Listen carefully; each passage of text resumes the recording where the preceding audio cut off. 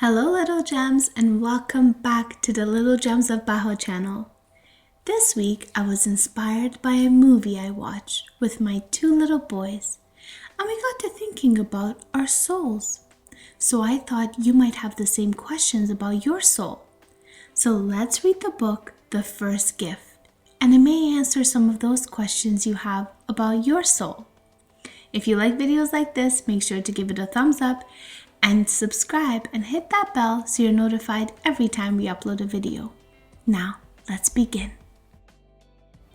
It was going to be a great day, an awesome day. 6-year-old Griffin thought as soon as his eyes popped open. Today was a Baha'i Sunday school day.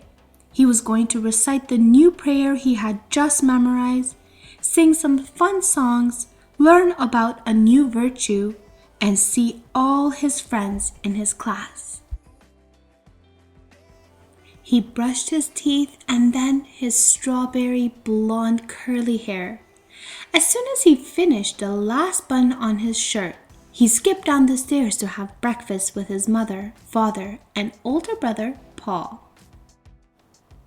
When breakfast was finished, the family left for Sunday school.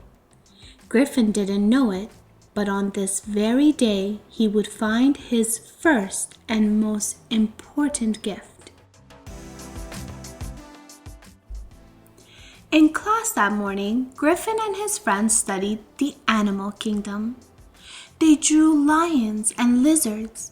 They cut out butterflies and birds and pasted panda parts together.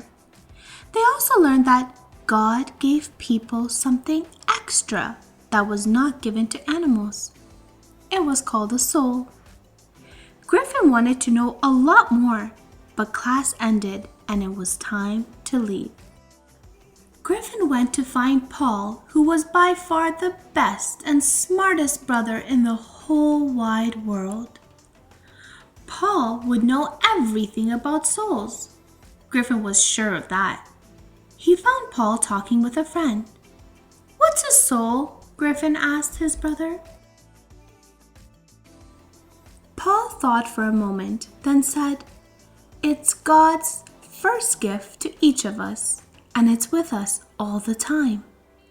Griffin immediately thought of another question, but before he could get it out of his mouth, Paul said, "Griffin, I have to go right now. I'm spending the day with my friend, and his parents are ready to leave. There's lots more I want to tell you about your soul. We can talk about it tonight when I get home, okay?" And with that, he left. Because Griffin couldn't ask his question, now he was really confused. If everyone got a soul, why couldn't he remember getting one? He knew for sure that if God had come to his house to bring a present, or for any reason, his mother would have cooked and cleaned for days. There would have been a party. It would have been bigger than Nowruz. Everyone would have been invited. He kept trying and trying to remember getting his gift until he thought his ears were going to explode. Doing all this thinking made him feel tired. He sighed a long sigh and decided that somehow he had just forgotten. But if he had been given a soul and had only forgotten it, where was it? His brother had said it would be with him all the time. He thought he had better do some checking. This was going to be hard because he didn't have any idea what his soul looked like. He stuck his hand in his pants pockets. He found a stick of gum, 4 marbles that looked exactly like eyeballs, 35 cents, and a broken crayon. He felt in each and every corner. The only other thing he found was a badge that said Unity and Diversity. No, it just wasn't there. He snuck a peek under his t-shirt. No, nothing there either. Maybe his soul was hiding somewhere. On the ride home, Griffin inspected the back seat and floor of the car.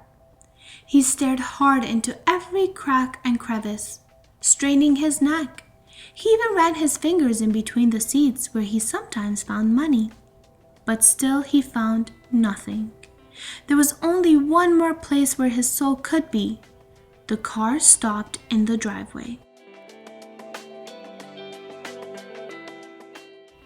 Before anyone could say a word, Griffin jumped out of the car and hurried into the house. He made his way up to his bedroom. Maybe his soul had forgotten to come with him that morning. He searched under, over, behind, and through everything in his room. He ran to the bathroom and looked in the mirror. He tried to see behind himself. Maybe it followed him everywhere, and that's why he couldn't see it. Try as he might, he could see nothing. He even looked at some photos of himself. He thought maybe his soul would be beside him, but he couldn't see anything. Then an awful thought occurred to him. Maybe he didn't have a soul. He realized he needed help, and he knew exactly where to find it. Griffin's mother was downstairs. She had heard him moving around his room, opening this and closing that. She had heard the quick steps, thuds, and bangs. She had also noticed how quiet he was in the car. When his slow, heavy steps brought him to the bottom of the staircase to look for her, she was waiting there. When Griffin saw her, he wailed, "Mom, I can't find my soul. I'm the only kid in the whole wide world who doesn't have one." His mother put her arm around him and led him outside to the garden. They sat down and she hugged him tightly. She could see how upset he was. "Griffin," she said, "you do have a soul, and you don't have to find it because it's with you right now." "But Mom, I can't remember getting a soul," Griffin cried. "Of course you can't remember," she explained. "You get a soul as soon as you start your life, before you have a name or anyone knows you're here. Even before you know you're here. It's like a birthday present from God. Your soul is the very first favor you receive." His mother took out a pencil and paper and drew a picture. This is what you look like when you first started your life in Mommy's body. It doesn't look very much like you now, does it? Griffin thought he looked like a beach ball. He didn't have any arms or legs in the picture. His mother agreed. Even then, you were a real human being with your very own soul. It gave you everything you needed to be the you that you are right now. It gave you everything you will need when you grow up. "Where is my soul? Is it inside of me?" Griffin wanted to know. "Your soul doesn't really have a special place inside your body to live," his mother said. "You can think of it as a best friend who is always around." "Then why can't I see it?" he asked. "We can't see our soul," his mother continued, "because it's invisible. The wind is invisible too, but when we feel it on our face, we know it's there. It's the same way with our soul. We can't see it, but when we feel close to God, we know we have a soul. But there's more, Griffin. Your soul is the most important thing you will ever have. It's even more important than your very favorite toy, because your soul is going to live on forever and ever. Baha'u'llah says, your soul is a heavenly gem, and that before you could walk or talk or anything, your soul was already loving God.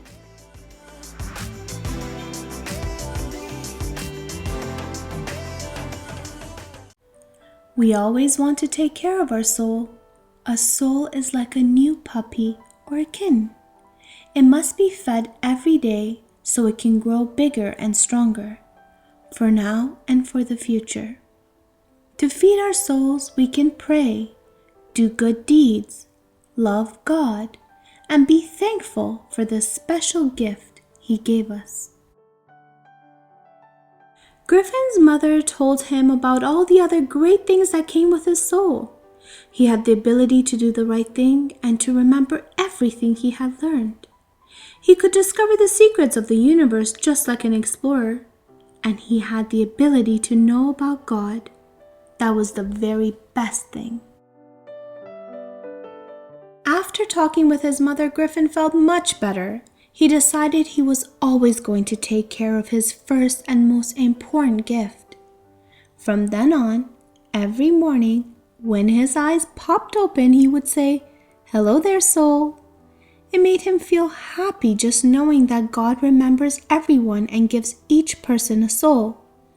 Not just any old soul, but one that fits like a perfect pair of shoes. It's not too loose or too tight. Each one is special in its own way. And when Griffin remembered that, he also remembered that God loves each one of us and doesn't leave anyone out. The end.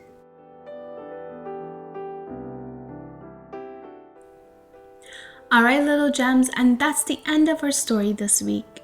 Make sure this week you take the time to take care of your soul so it can grow bigger and stronger for now and for the future.